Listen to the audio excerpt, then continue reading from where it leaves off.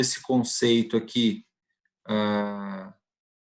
eu trouxe aqui a parte de propriedades da pneumática, dei alguns exemplos, falei da questão da produção de ar comprimido, das simbologias, falei do que tem aqui de equipamentos para a produção de ar comprimido, dei aqui alguns exemplos, falei aqui da unidade de conservação, o famoso lubrifil, e comecei a falar aqui dos tipos de movimentos, joia?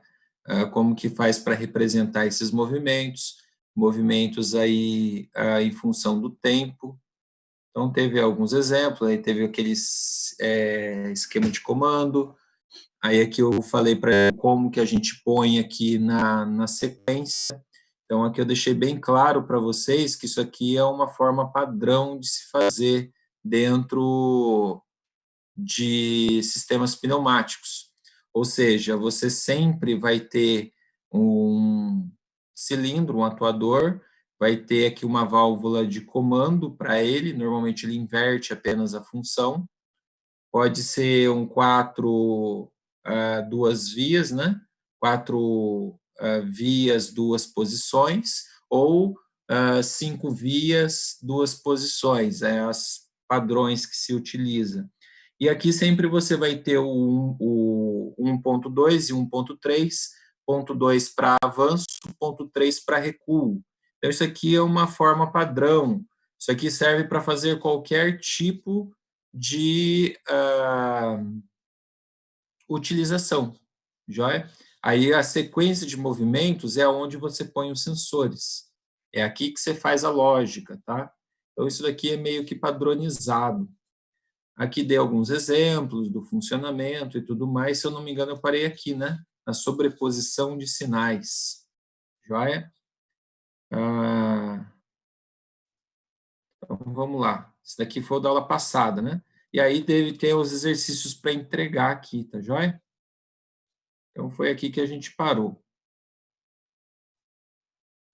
Fechei essa daqui e a aula de hoje, então, eu vou dar sequência aqui nos movimentos e também falar sobre compressores hoje, joia?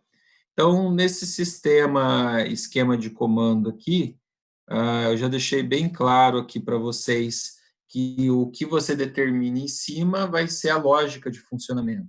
Então, sempre vai ter 1.2, 1.3, 2.2, 2.3, aí teria 3.2, 3.3, se eu tivesse um cilindro C, tá joia?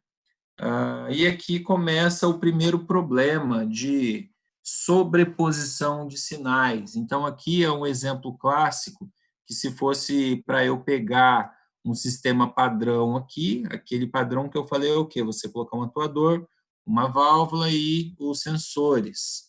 Então, aqui seria o 1.2, né?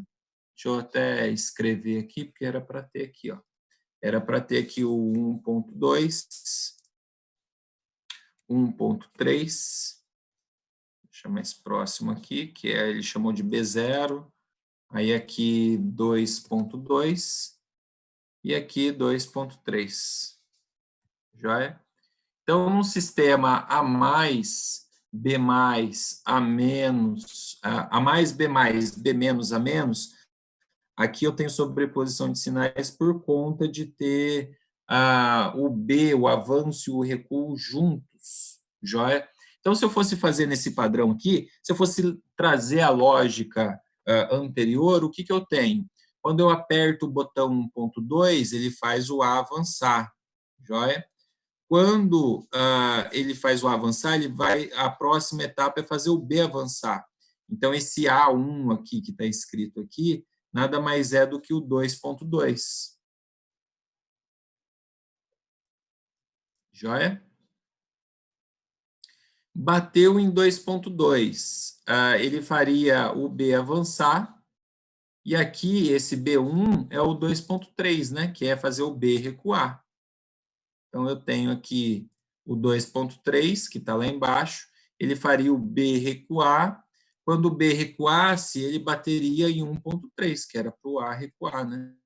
Então, ele bateria em 1.3. Essa seria a lógica inicial. Joia? E ali ele fez um A mais, B mais, B menos, A menos. Qual é o problema?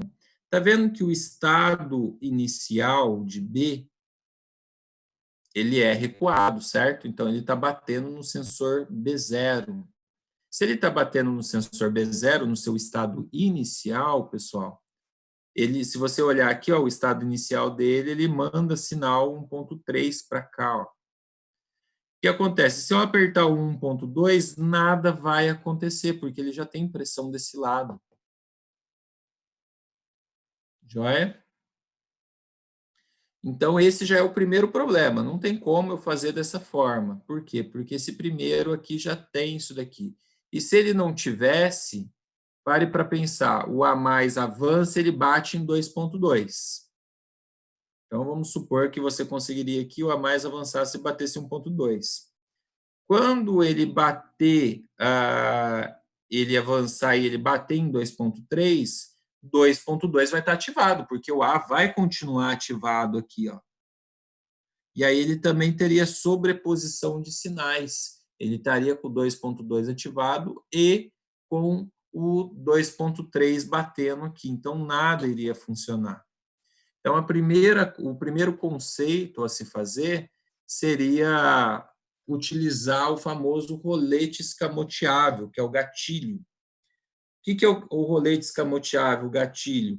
Ele ativa só no avanço ou só no recuo.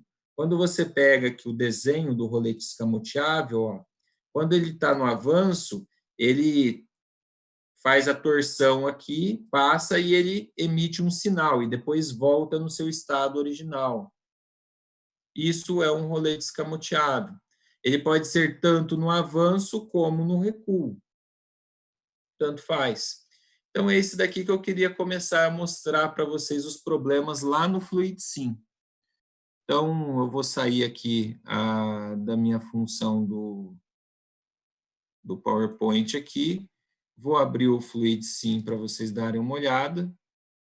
Então, eu já deixei um aqui, inclusive, aberto, ó, seria o A mais, B mais, A menos, B menos. Eu deixei ele pronto aqui para vocês, ó, e deixei até com algumas coisas a mais. Então, deixa eu dar um pouquinho menos de zoom, porque aí eu consigo ver o bate-papo, consigo ver tudo junto. Você poderia dar um pouquinho mais de zoom, né? Aí. Acho que dá para enxergar aí, né, pessoal? Uma vez que eu começo a fazer, então, essa simulação, aqui, o que eu fiz a mais? Ó? Eu coloquei algumas válvulas aqui para ela ficar, para ir mais devagar, para vocês enxergarem aqui. Então, uma válvula de controle unidirecional, né? Então, nota que quando ela avançar, aqui ela passa reto, só que quando ela chega aqui, aqui ela trava na bolinha e vai restringir, certo? Eu fiz um controle automático aqui, ó, coloquei uma válvula com trava e um 1.2 para ele bater aqui.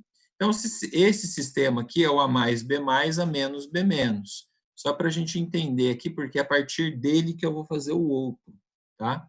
Então, aqui, ó, vou dar o play e ele começa a funcionar. Você só vai ouvir um barulho aqui do meu computador, que é de cada etapa, ó.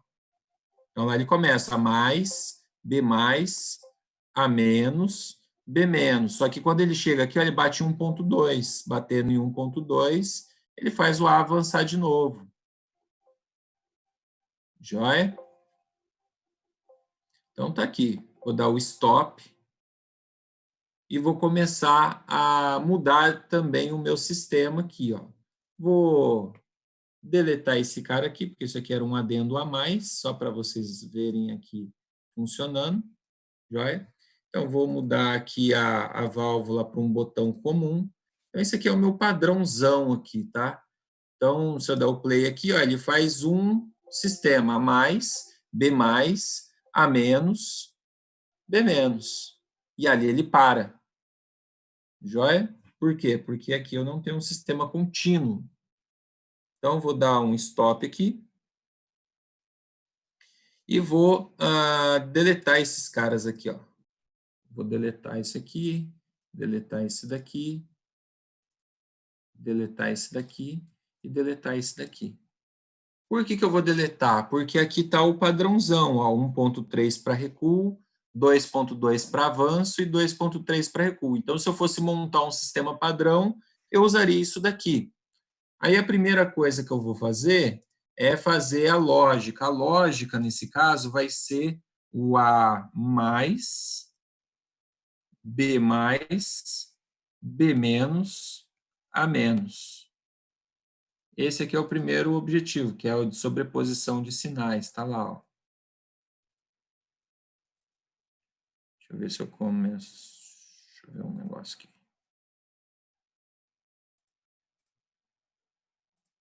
Joia. Então, se eu for começar a pensar no A+, obviamente apertando o botão. Depois, B+, quando ele avançar, ele tem que bater em 2.2. Então, eu venho nesse cara aqui, vou chamar de 2.2 na posição 100. Joia? E tá lá, ó. Então, quando ele avançar, ele vai bater em 2.2, 2.2 vai avançar e vai bater em 2.3 para B recuar. Então, lá no avançado, vai ser, na posição 100, vai ser 2.2 e aqui 100. Então, estou montando, nomear isso aqui como válvula 1.2. Eu acho que aqui não tem como eu colocar, eu posso colocar um texto, né? Inserir aqui um texto, chamar aqui como válvula 1.2.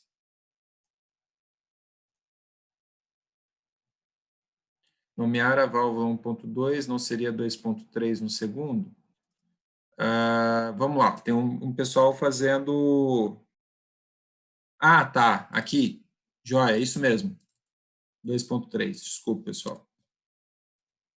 Isso mesmo, porque quando ele bate em 2.2, ele vai avançar o B, avançou, vai bater em 2.3, vai recuar o B, e aqui tem 1.3, certo?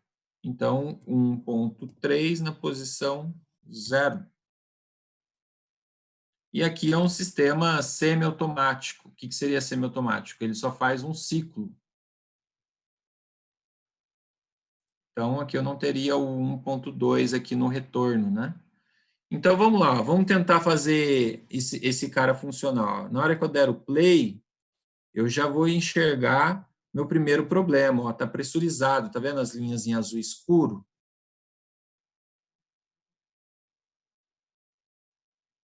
Então, nesse caso, quando eu der o play, ó, ele pressuriza as duas e nada funciona. Não está funcionando. Então, eu vou dar o stop aqui e vou começar dando aquela sugestão de colocar o rolete escamoteável. Então, o rolete escamoteável tem que estar aonde para ele começar a funcionar? Em 1.3 no recuo. Então, eu venho nesse cara aqui, ó, troco o rolete escamoteável para o recuo. Ó. Tá com a setinha certinho lá, ó, do recuo. Será que vai funcionar? Não sei. Vamos testar para ver. Vocês vão ver que não vai funcionar. Eu vou mostrar para vocês o porquê. Então, começa lá, ó. Adicionei, avançou, bateu e não vai funcionar. Por quê? O 2.2 aqui está ativado. Ó. 2.2 está ativado. Na hora que ele bate em 2.3, ele dá sobreposição de sinais. Ou seja, eu tenho um sinal vindo de um lado da válvula e tenho um sinal vindo do outro da válvula. Então, significa que 2.2 tem que ser escamoteável no avanço. Vamos fazer isso. Vamos lá, coloca o 2.2 escamoteável no avanço, porque ele tem que ativar no avanço. Vocês vão ver que ainda assim não vai funcionar. Vamos lá. Vou dar o play, vou começar. Então, ele avançou, bateu e travou do mesmo jeito. Por que ele travou, pessoal? Esse escamoteável aqui, ó, ele é bem parecido com o problema do desenho lá, ó, que ele tem aqui na ponta do pistão um relevo. Por quê? Ele tem que passar pelo rolete escamoteável, ele literalmente tem que passar. ele não pode ser na posição 100%. Então, nesse caso, como que eu faço essa gambiarra? Eu pego esse cara aqui, ó, vou dar um stop, pego esse cara aqui, ao invés de colocar ele na posição 100, eu ponho ele na posição 99. Significa que ele passa por 99 e vai até 100. Então, ele passou um pouquinho. Vamos ver se vai funcionar? Dou play, aperto. Olha lá, ele avançou e saiu, tá vendo? Ó? E aqui ele também funcionou. Por quê? Esse cara 1.3 aqui, ó, vamos dar um stop aqui também. Aqui tem um negócio que vocês não viram. Olha lá, 1.3 está em 0, 2.2 está em 100, está tudo certinho. Então, vamos lá. Por que só foi no 2.2 o problema? Por que não foi no 1.3? Vou dar o play de novo e vou mostrar para vocês. Ó. Aqui passou em 99 e já saiu. Ó. E aqui ele bateu e recuou. Por que em 2.3 ele funcionou lá no recuo? Porque, vou dar o play aqui de novo e vou dar o stop aqui, o pause, quer dizer, vou apertar e vou indo um por um para vocês entenderem. Ó.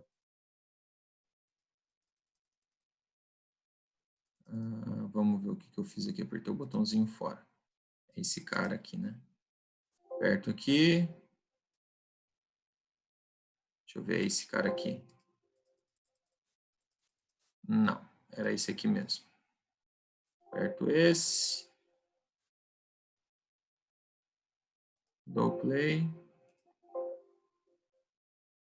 Dá um stop primeiro. Dou play. Dou funcionamento. Foi, voltou. Foi, voltou. Ah, tá aqui o problema. Tá vendo o 1.3 aqui, pessoal? Ele bateu no zero aqui, ó. E aí o que aconteceu? Ó? Ele está pressurizado. Olha lá, eu não dei o stop ainda. Ele está pressurizado. Então, se eu apertar o botão aqui, ó, o segundo ciclo ele já não funciona. Ó. Então, de novo, eu vou dar o stop. Ele vai aceitar dar o primeiro funcionamento. Ó. Funcionei uma vez. Ó. A mais, B menos, bateu em 1.3 lá e ele ficou ativado 1.3. Ó. E aqui, ó, ele está travado, ele não deixa funcionar. Qual é a solução nesse caso aqui? A solução seria exatamente você colocar esse 1.3 aqui, ao invés de colocar ele na posição 0, você põe aqui um pouquinho para frente, na posição 1, na posição 5, pouquinha coisa só. Vou dar um OK, olha lá, ó, ele mostra aqui na escala, mudando, e quando eu dou o play, ó, ele funciona.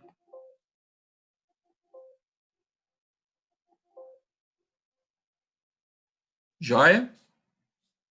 E aí eu posso dar o play de novo, ó. Por quê? Ó, você vai ver que ele vai ativar e desativar, ó. Ativou e desativou, olha lá, ó. De novo, ó. Ele vai ativar e desativar. E aqui ele vai ativar e desativar, ó. Olha lá, coisa rápida, entendeu?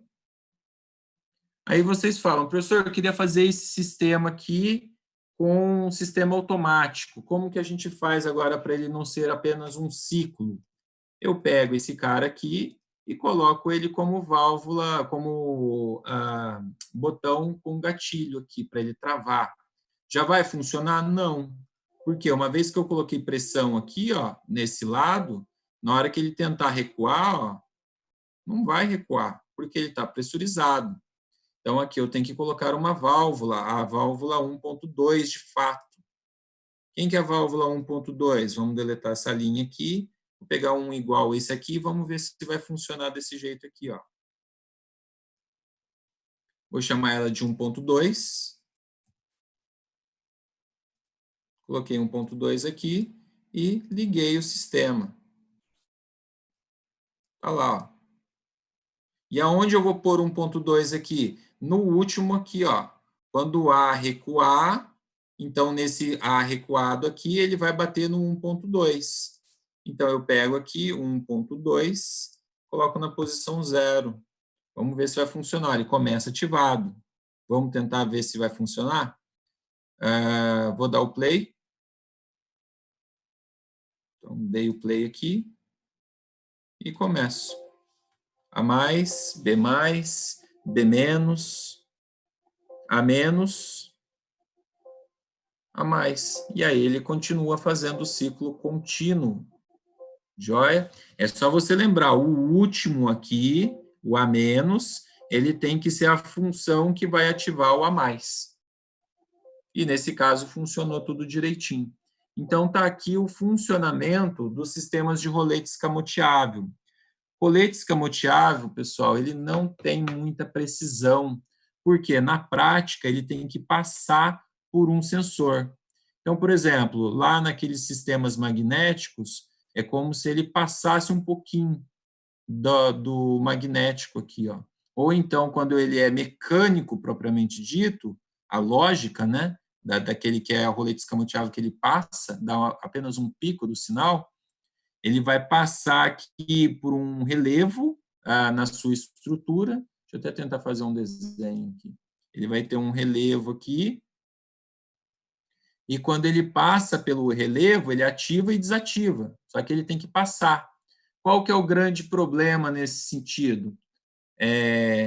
Esses tipos de sistemas, por exemplo, se você precisasse de dar a precisão dele total 100%, você não consegue. Por quê? Quando ele já acabou de passar aqui em 99%, ele já ativou esse cara. Ele já começou a funcionar. Então, parem para pensar, ele não deu o A mais completo em 100% e ele já acionou o B. Esse é um dos problemas do escamoteável. Funciona? Funciona, mas ele tem esses probleminhas aí de delay, por exemplo. Ó. Quando ele está terminando de recuar o B, ele já começou a avançar o A. Então, ele tem esses conceitos meio que simultâneos logo no início. Então, é uma função que você consegue quebrar, mas não é a melhor função. A melhor função, que eu vou mostrar para vocês na próxima aula, porque ela é mais complexa, é a parte do trajeto passo, que aí é passo por passo. Aí ele entra aqui dentro de algumas linhas embaixo, e aí você tem as pressurizações de linhas. Aí você pode fazer quantas lógicas você quiser. Só que esse é um pouquinho mais complexo. Não é o objetivo da aula hoje, porque eu preciso de gastar mais tempo. Tá joia? Então, está aqui um exemplo clássico. Continuou fazendo o mesmo sistema de tag, mesmo sistema. Então, quando avançar aqui, tem que bater nesse aqui, não tem como fugir. A solução para você não ter sobreposições de sinais aqui, ó, é exatamente fazer o conceito do escamoteável. Joia? Alguma dúvida, pessoal? Porque eu vou sair aqui dessa tela. Alguma dúvida quanto a esse exemplo aqui? Nós estamos aí com 27 alunos, então estamos com uma quantidade legal de pessoas. Não? Nenhuma dúvida? Então, eu vou sair aqui do Fluid Sim. E vamos dar continuidade, então, no nosso slide. Joia? Aqui é uma parte, lembra que eu falei que na aula eu tento fazer uma parte experimental ali no Fluid Sim e dou uma parte teórica. Então, agora eu queria passar para vocês a parte teórica. E o que eu vou falar na parte teórica? Vou falar sobre compressores.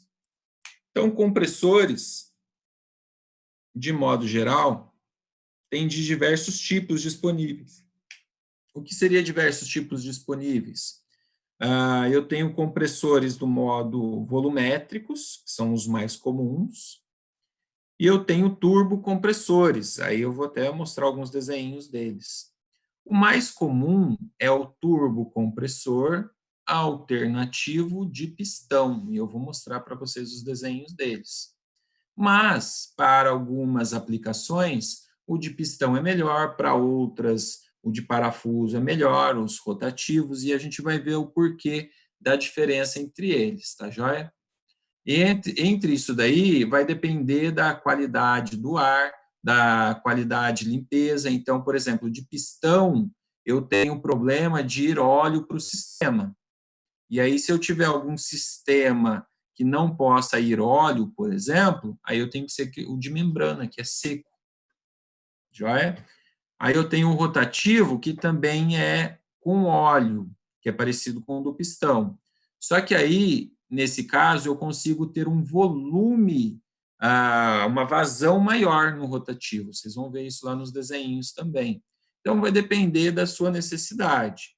Então, aqui eu só trouxe nesses slides para você entender que vai depender dos critérios aí de limpeza, de qualidade do ar, de quantidade de ar, tá joia? Que você vai precisar. Aqui tem uma tabela padrão que mostra que os compressores dinâmicos, ele consegue ter uma vazão maior. Ele consegue ter uma vazão maior, porém ele não consegue ter uma pressão muito grande. Ó. Ele tem no máximo 10 bar. Então, tá lá os compressores dinâmicos, tá joia? Tem os volumétricos e tem os compressores a pistão. Normalmente, ó, os compressores a pistão atende bem a posição de 10 bar, atende bem os volumes, que normalmente está numa casa de 10 a terceira, ó, esse ponto aqui, e ele também ele acaba sendo um pouco mais barato na sua manutenção, por ser comercialmente mais vendido. Então, você consegue fazer manutenções em compressores de pistão a um preço mais barato, porém, ele gera, sim, um pouco mais de manutenção. Quando você precisa de menos manutenção, você pode ir para os volumétricos, por exemplo. Então, vamos lá entender aqui um a um, joia? Então, tenho aqui, por exemplo, os compressores de cilindro alternativo, que são os mais comuns. Ele tem bem essa classe com sistema biela, manivela, pistão, parecidos aí com motores a combustão, motores dois tempos, coisas do tipo. E aí ele tem a questão lá da admissão de ar e da descarga. Então, quando ele está avançando, ele está mandando, ele está comprimindo todo esse ar e está mandando para o reservatório. Quando ele está voltando, ele está puxando o ar da atmosfera. Quando ele avança de novo, ele joga o ar para o reservatório. E ali ele começa a encher o reservatório. Como o reservatório ele tem um volume pré-estabelecido, você está sempre colocando cada vez mais ar lá dentro. Você está aumentando a pressão. E aí, obviamente, vai ter um ponto que vai mandar desligar o motor e ali o reservatório fica travado. Você pode ter, por exemplo, múltiplos pistões. Então, aqui eu tenho um sistema de dois, que obviamente vai amplificar a pressão. Ele pode estar com um sistema, por exemplo, em V. Então, aí tem outros sistemas também, que vai me mostrando, que vai fazendo toda a parte de compressão. Joia apenas com um sistema de rotação. E por aí vai. Então, esses são os cilindros alternativos. Esse é o mais comum que se tem, joia? Eu tenho cilindros aí alternativos mais comuns para diversos tipos de preços.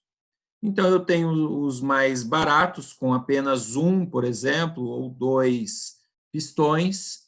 Eles normalmente são ativados por um motor elétrico. Eles têm um reservatório. Obviamente, eles vão ter aí sistemas de filtragem para tirar um pouco da água que vai acumulando dentro do reservatório. Vai ter um manômetro, vai ter um pressostato que manda desligar o motor elétrico. E aí eu posso amplificar ele colocando mais de um motor ou colocando mais pistões para conseguir aumentar ainda mais o volume do seu reservatório. Então, aqui está o dimensionamento de compressores. Qual é o volume que você tem que movimentar dentro dos compressores e o quanto você vai armazenar. Então, ele meio que trabalha junto com o reservatório.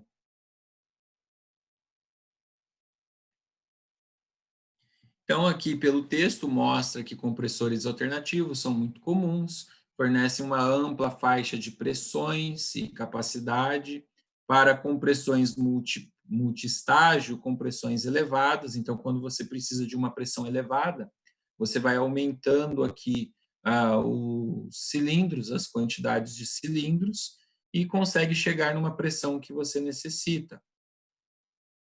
Agora eu vou mudar o tipo de compressor. Esse aqui é um tipo de compressor de membrana. Voltando lá no anterior, o grande problema desses tipos de compressores é que todo o seu sistema, deixa eu pegar aquele desenho anterior aqui, ó.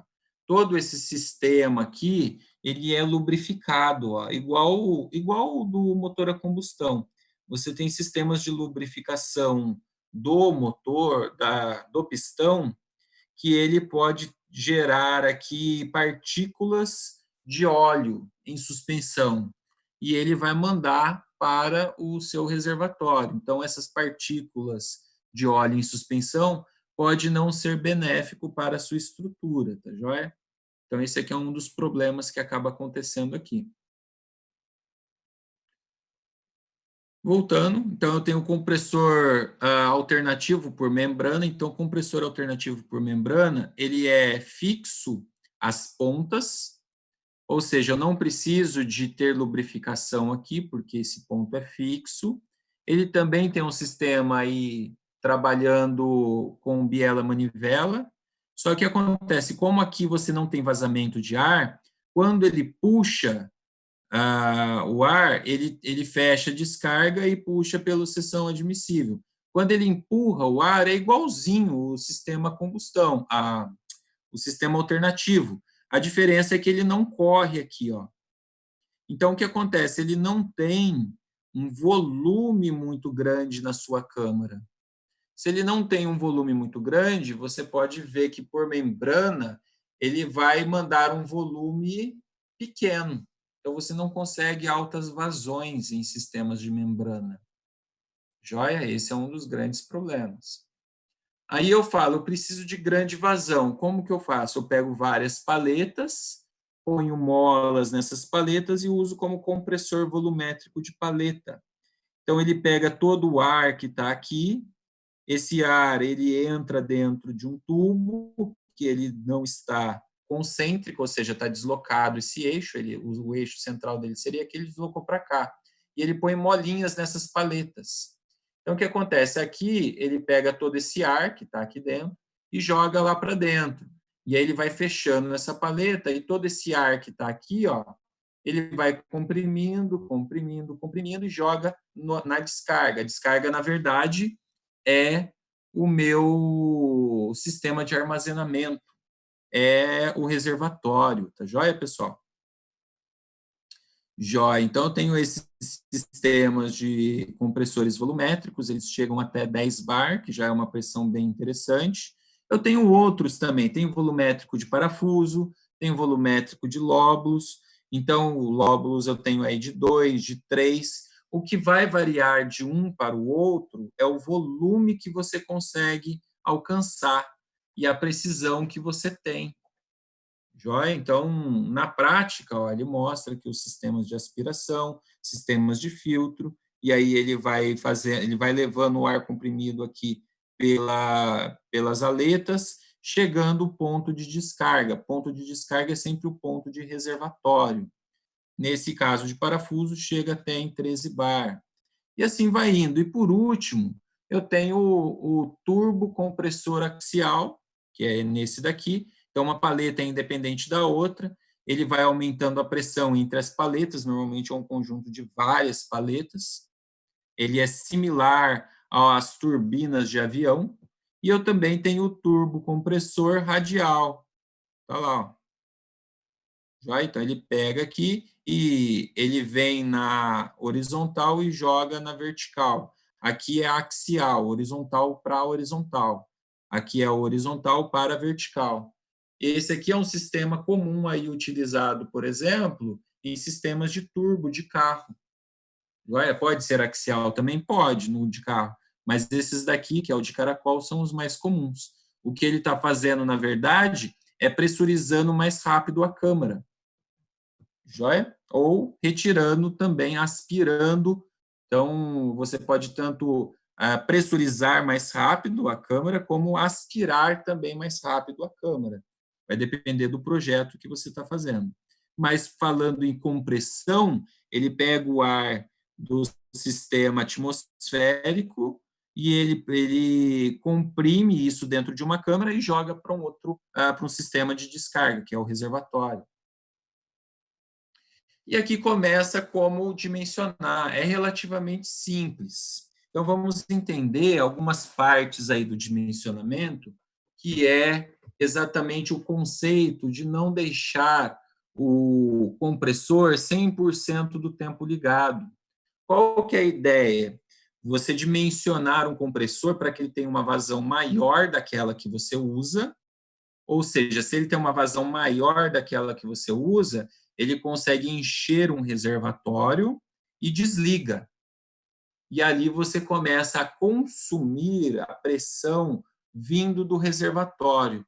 Para que a gente faz isso? Porque quando o compressor está ligado, o sistema de armazenamento, que é o reservatório, ele tem a pressão variável, ele não fica com uma pressão estável, ele está sempre aumentando, porque você está sempre colocando. Então, essa variação de pressão não é boa para o sistema. Um sistema bem regulado, ele tem que ter a pressão estável. Então, o objetivo é que sempre a pressão no sistema esteja maior do que a pressão de trabalho, para você não ter problema nenhum de variação de pressão lá no seu trabalho. Eu estou falando de pressão para a produção de ar comprimido. Então, o primeiro conceito é você ter o tempo de trabalho do compressor. Então, se você vê aqui, ó, o tipo de acionamento, ele ajuda para preservar a integridade do contator de acionamento. Então, esse aqui é o primeiro, para preservar o contator de acionamento. O liga e desliga, porque ele dá um pico de tensão, um pico de corrente muito alto lá no motor elétrico. Toda vez que você liga um motor elétrico, ele dá um pico de corrente muito alto. Então, você tem que preservar todos os contatores e o funcionamento elétrico. Então, ele entra nessa fórmula aqui, que é uma fórmula bem simples. Como que ele funciona aqui, esse I porcentagem? Ele tem o tempo de trabalho dividido pelo tempo de trabalho mais o tempo dele desligado, tempo suspenso. E aí ele dá uma porcentagem de quanto que vai ser a faixa de tempo que ele vai estar trabalhando em função do tempo de trabalho mais o tempo de suspensão, do tempo total. Então, não confunda tempo de trabalho com tempo total, tá? Aqui o TT é tempo de trabalho e o TS é tempo de suspensão. Vocês vão ver aí em outros slides, eu acho que tem aí as nomenclaturas, eu poderia ter deixado aqui já, né? E é muito comum, quando você tem motores elétricos, usar 50% do tempo de trabalho e 50% do tempo em suspensão. É muito comum você ter essa lógica. E 70% do tempo de trabalho em motores a combustão, ou seja, ele pode ficar mais tempo ligado e menos desligado. A vazão, propriamente dita, então isso aqui é uma prévia da fórmula, porque esse I aqui, ó, ele vai entrar nessa fórmula aqui de baixo, ó, joia? Então, a vazão efetiva, que é o cálculo do compressor, qual é a vazão que o compressor tem que ter? Joia? Então, essa é uma das primeiras perguntas no dimensionamento de compressores. Qual é a vazão do compressor? Então, a vazão efetiva pode ser calculada aí pela somatória dos consumos dos atuadores. Então, a gente já fez esse cálculo nas aulas passadas. Quanto de ar que um atuador consome? Aí você junta quantos atuadores você tem. Então, você é quanto que é a vazão dos atuadores.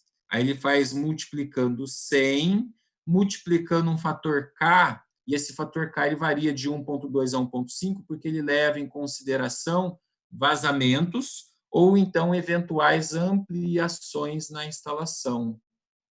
Então, é muito complicado você dimensionar um compressor exatamente para o seu trabalho. Por quê? Primeiro, pode ter vazamentos, e é muito comum ter vazamento em sistemas de compressão, em sistemas de ar comprimido.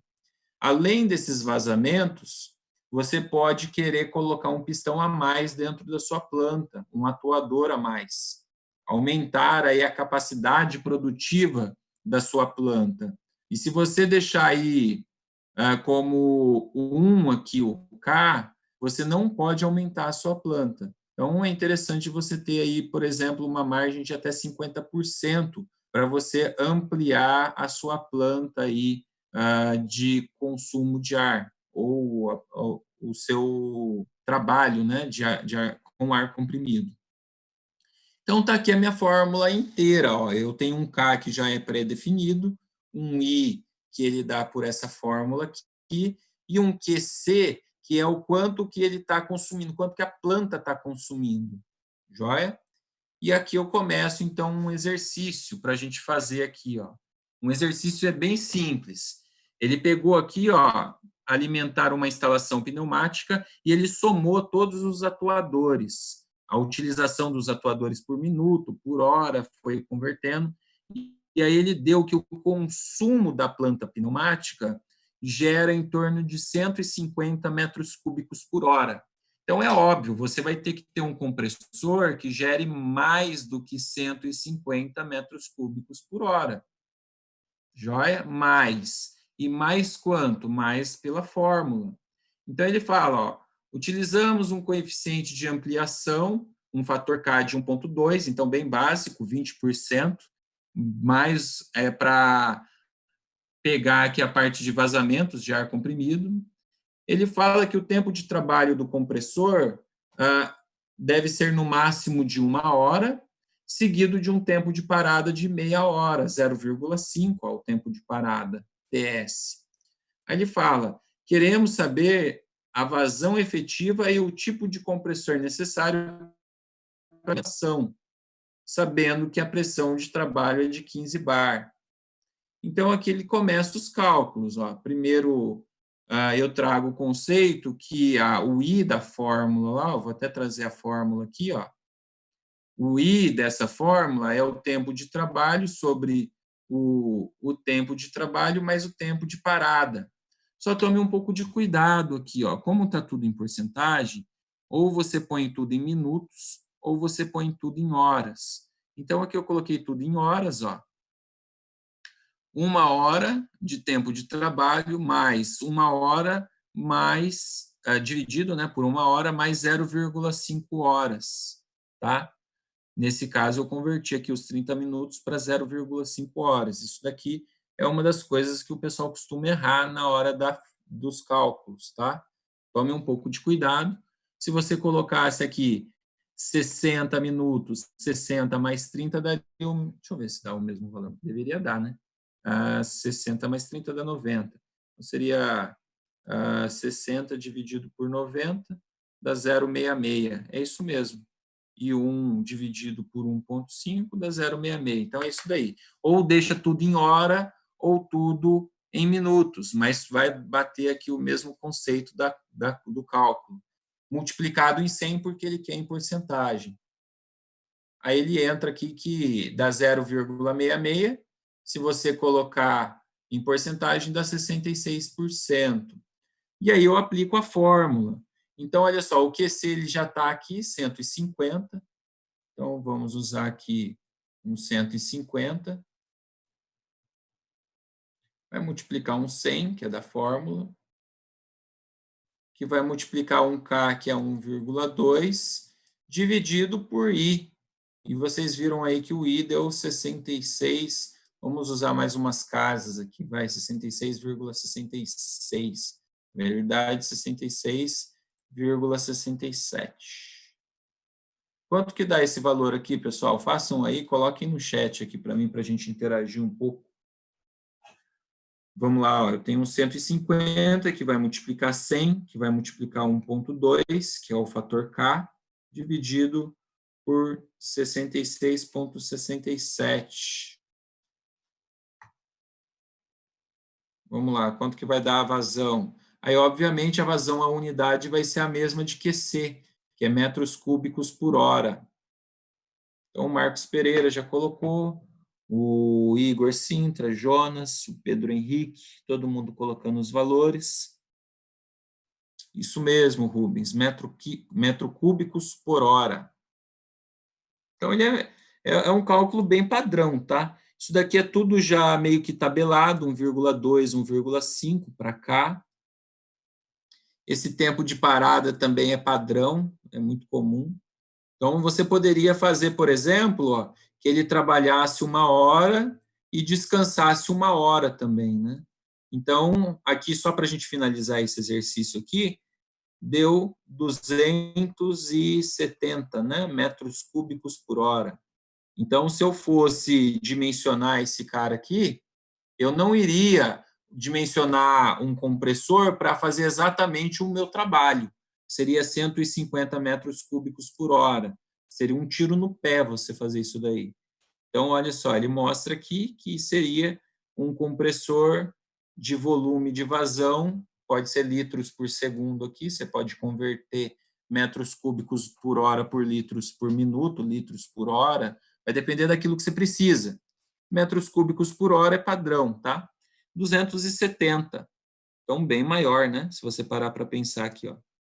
Agora vamos fazer um exercício aí. Ó. Se eu fosse colocar lá na prova, o que eu poderia mudar nisso daqui? Já vou dar a dica para vocês. Se eu fosse usar como 60 minutos aqui, ó. Eu quero que ele fique 1 hora trabalhando e que ele fique 60 minutos. Então, nesse caso aqui, ó, o T seria 1 mais 1 vezes 100. Então, obviamente, seria 1 dividido por 2, daria meio, vezes 100, 50% do tempo. Então, lá na minha fórmula, daria mesma coisa, ó, teria o 150 vezes 100 vezes 1,2 dividido por 50. Então, aqui eu já estou fazendo um segundo exercício. Quanto que daria esse negócio aí? 150 vezes 100 vezes 1,2 dividido por 50. Qual que seria o valor aqui? É uma questão meio de lógica até, né?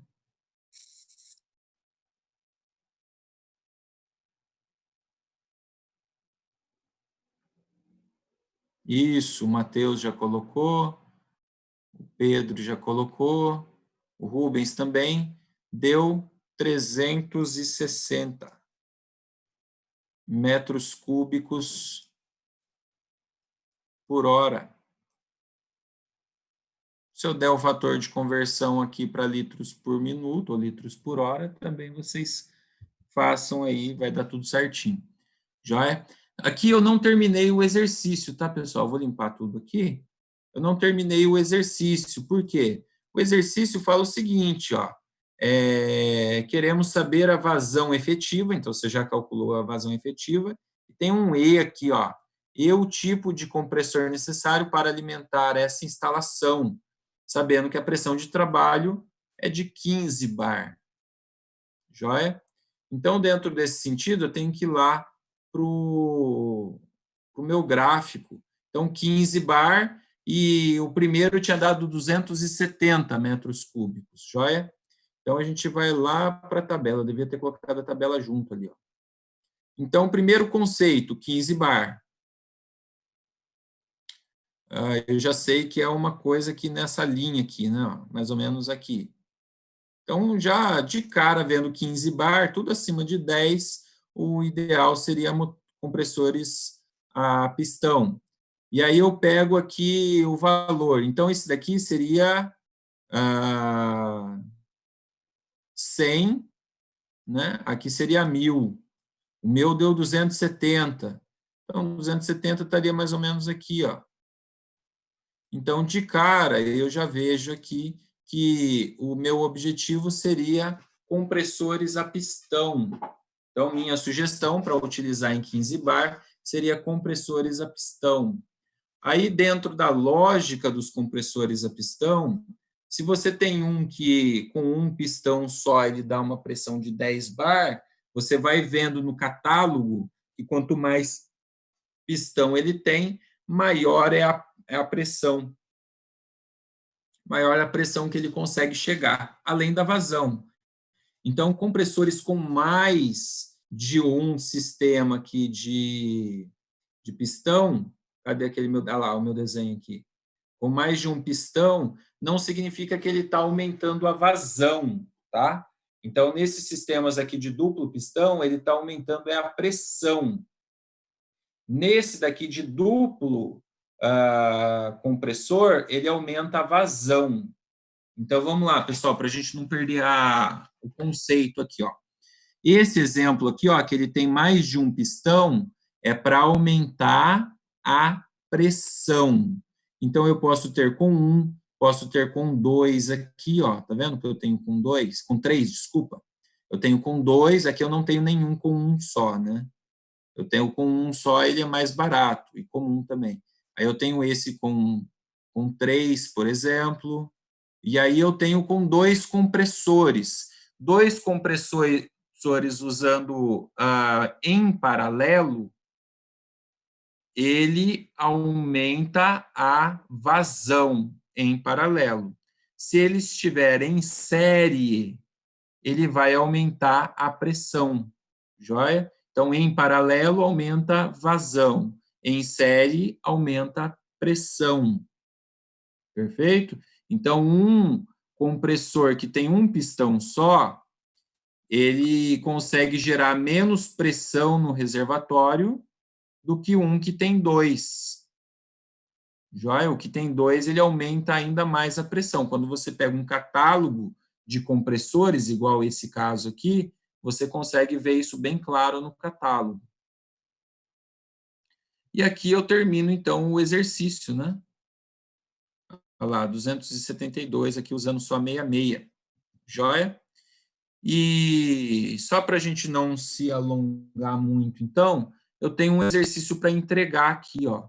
Esse exercício para entregar, ele não me dá a quantidade de vazão da planta. Ele não dá o total. Então, você tem que fazer a somatória. Está vendo aqui na fórmula que é a somatória de QC?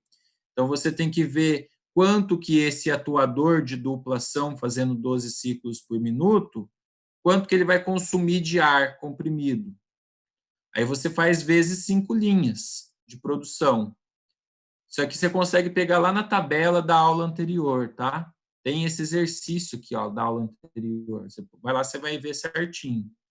Faz primeiro essa somatória aqui, né, que é o que você tem que fazer, ó. Aqui ele me dá o K e dá como você calcular o I, ó. Ele já deu até o I e deu o K, ó. E ali você consegue, então, determinar qual é a vazão efetiva, tá joia? E aí, considerando que a pressão seja 8 bar, isso daqui nem entra no mérito. Ele só quer para determinar a vazão, né? Olha lá, determine a vazão efetiva de um compressor, considerando que a pressão de trabalho seja 8 bar. Então, isso daqui nem entra no mérito. Esse 8 bar, na verdade, vai entrar no conceito de vazão aqui, ó. Você entrar nos 7 atuadores de 12 ciclos por minuto, você precisa saber a pressão de trabalho, para saber o consumo de ar. E aqui eu termino a minha aula de hoje. Vou terminar um pouquinho mais cedo, aproveitando que amanhã é feriado. Ó. Hoje, agora é 9h40. Joia? Alguma dúvida, pessoal? Joia? Então, hoje a gente aprendeu a fazer sistemas quando eu tenho colete escamoteável. A gente fez lá. Partiu praia? Não, hoje não pode partir praia. Fica em casa. Feriado para ficar em casa. E tem exercício para vocês fazerem, hein? O que mais tem é exercício aí, ó. Vocês têm que dar uma limpa nesses exercícios aí, porque tá acumulando conteúdo, hein? Para cada disciplina tem exercícios. Vocês ficar copiando dos colegas aí vai dar ruim lá na hora, hein? Vou dar uma boicotada no pessoal que está copiando igualzinho aí, hein? Beleza, pessoal? Então a gente tem feriado amanhã, lembrando que não tem aula no sábado, então sábado teria laboratório, né? Não vai ter aula no sábado porque é sequência, joia do feriado, está lá no calendário da Unip. Então, nós voltamos às aulas aí da Unip a partir de segunda-feira de novo. Então, eu desejo a todos um bom feriado, uma boa noite aí para vocês, bom final de semana, e semana que vem a gente está de volta, tá joia? Vou encerrar aqui, então, a nossa aula. Tchau, tchau, pessoal. Boa noite.